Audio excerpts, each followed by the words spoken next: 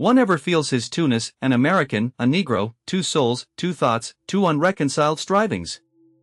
In these poignant words, W.E.B. Du Bois captures the internal conflict faced by African Americans, a struggle shaping the civil rights movement. The concept of double consciousness serves as a lens through which we grasp identity amid oppression. At the dawn of the 20th century, the scars of slavery still marred America. The Reconstruction era promised much but delivered little. African Americans found themselves in a web of systemic racism and social injustice, with Jim Crow laws enforcing segregation.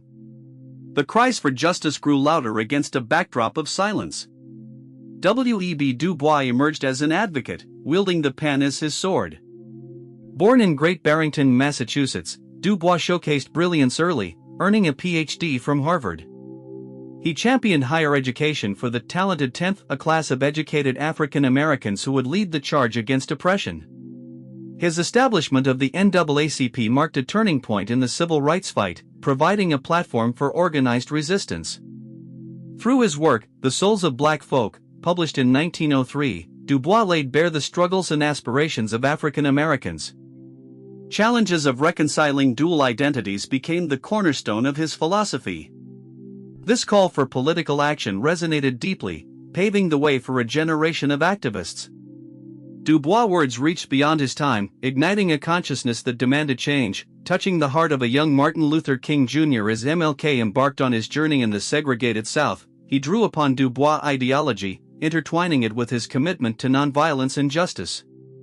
In the civil rights movement, MLK's synthesis of Du Bois' thoughts and his vision for change became instrumental. He illuminated the darkness engulfing his community. In Du Bois' double consciousness, he saw a reflection of his struggles and the broader fight for equality. Their combined legacies became a testament to the enduring quest for justice. Born in Atlanta, Georgia, on January 15, 1929, King was immersed in a legacy of activism.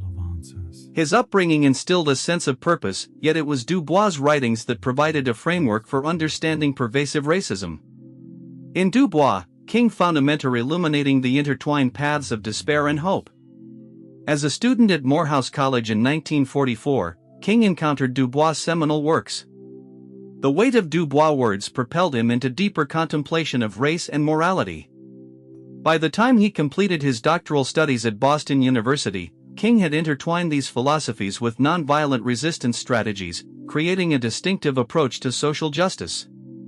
Emerging as a leader during the Montgomery bus boycott of 1955, King's rhetoric echoed Du Bois' call for moral engagement.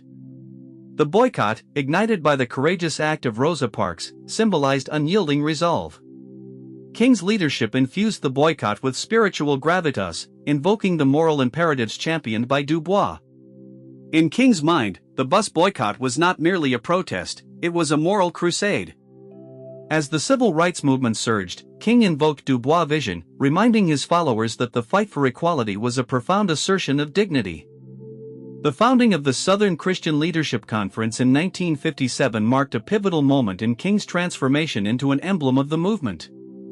His speeches called for unity and collective action, urging African Americans to embrace their cultural heritage while striving for participation in American life. The duality of their struggle resonated deeply with King's understanding of Du Bois' ideals. Despite violent opposition, King never wavered. His powerful words, inspired by Du Bois, spoke to the heart of the nation.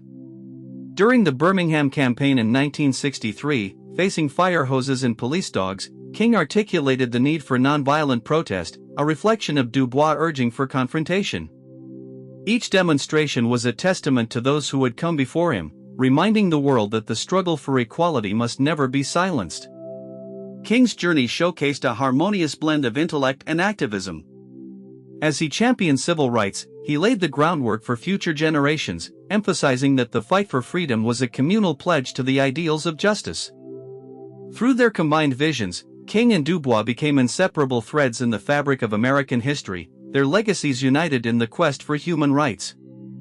In the 1950s, a new wave of activism stirred, fueled by King's work and Du Bois' teachings. King, influenced by Du Bois' assertions on the need for radical transformation, embraced nonviolent protest as a means to enact change. Dubois proclaimed that the talented 10th would lead the struggle for liberation, a notion that resonated with King, who recognized his voice as part of this responsibility. In 1955, the vision crystallized during the Montgomery bus boycott. King's natural leadership harnessed Dubois' teachings to galvanize a movement not just for bus desegregation but for the dignity of African Americans.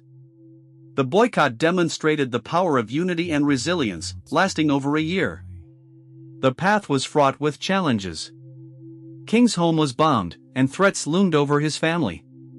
Yet these trials deepened his resolve, reflecting Dubois' encouragement for the oppressed to resist with dignity. King viewed these struggles not as deterrents but as a crucible refining the fight for justice. As the civil rights movement gained momentum, King's vision matured, shaped profoundly by Dubois. In 1963, during the peak of the movement, King delivered his legendary "I Have a Dream" speech at the Lincoln Memorial, where Dubois' influence converged. King painted a vivid picture of an America where character outweighed skin color, a dream aligning with Dubois' vision of a just society. As days turned to years, the ramifications of their intertwined legacies became evident. King's ongoing advocacy laid a foundation for civil rights legislation. Dubois' concepts of double consciousness illuminated the struggle of African Americans. In King's speeches, echoes of Dubois' words remind listeners of their dual identities. King's efforts culminated in monumental achievements like the Civil Rights Act of 1964 and the Voting Rights Act of 1965. Yet he understood that laws alone were insufficient. True equality required evolution of hearts and minds, a principle deeply embedded in Dubois' writing. He knew the battle extended beyond segregation to ideologies fostering inequality. As King faced disenfranchisement and injustice regarding poverty and war, he remained anchored in Dubois' comprehensive vision of justice transcending race and economic status. Their philosophies formed a robust framework for social change, inspiring movements today. Through trials and triumphs, the influence of Dubois on King's vision resonates, urging each generation to rise against oppression and champion equality. Their spirits, intertwined, remind us that the fight for justice is a continuum, ever requiring dedication and unwavering courage. In pivotal moments, Martin Luther King Jr. echoed principles laid by W.E.B. Dubois, redefining the narrative of Black identity and justice in America. During his iconic speech at the March on Washington, King's words drew heavily on Dubois' concept of double consciousness. He painted a picture of a world where this duality would no longer be a source of pain but a testament to strength, a dream deeply rooted in the American dream, calling for justice for all. The crescendo of King's address left the crowd spellbound, articulating a dream where injustice met love, a radical notion rooted in Dubois' belief that true change comes from within. "I have a dream," he declared, his words resonating like an unbreakable promise, becoming a vessel for countless souls yearning for equality. Dubois' influence resonated further in King's commitment to nonviolence. In a world where anger might lead to violence, King wielded love as a weapon, inspired by Dubois' understanding of the relationship between race and class. He saw that uplifting the oppressed required confronting the systems perpetuating suffering. The transformative power of King's speeches ignited fervor, echoing Dubois' call for action. Each oration dismantled layers of oppression, merging philosophy with the personal. His call during the Birmingham campaign articulated the urgency of justice, mirroring Dubois' urgencies. King's passionate letters from Birmingham jail made clear civil disobedience was a moral obligation when faced with inhumanity. In these defining moments, the intertwined legacies of King and Dubois illuminated the path for future generations. Their voices persist, urging us toward a future where justice reigns. Their aspirations remain vital, inspiring us to consider how we can become agents of change. As we step forward, let us embrace their lessons. Let us not forget their sacrifices and resilience. To honor them is to act. As King stated, life's most persistent and urgent question is, what are you doing for others? This question transcends time, aiming to provoke thought and action. In the tapestry of history, their voices urge us toward a future of justice. Their dreams of a world filled with opportunity compel us to act, recognizing our role in this narrative. To achieve true justice, we must dismantle barriers that divide us. We must reflect on their lessons and ask how we can contribute. Are we willing to stand against injustice, even when uncomfortable? Can we embrace the complexity of our identities and the multiplicity of our communities? Their legacies challenge us to engage, seek understanding, and advocate for silenced voices. The pursuit of justice is a collective endeavor. In today's political landscape, as movements rise and fall, their ideologies remind us that overnight change is not realized. It requires persistence and dedication to the principles of equality. Du Bois and King envisioned a world where division would crumble, replaced by understanding. We must strive to embody that vision. Consider their contemporary significance. Can their words inspire us in doubt? When faced with injustice, can we channel King's courage and Du Bois' intellect to advocate for a fairer world?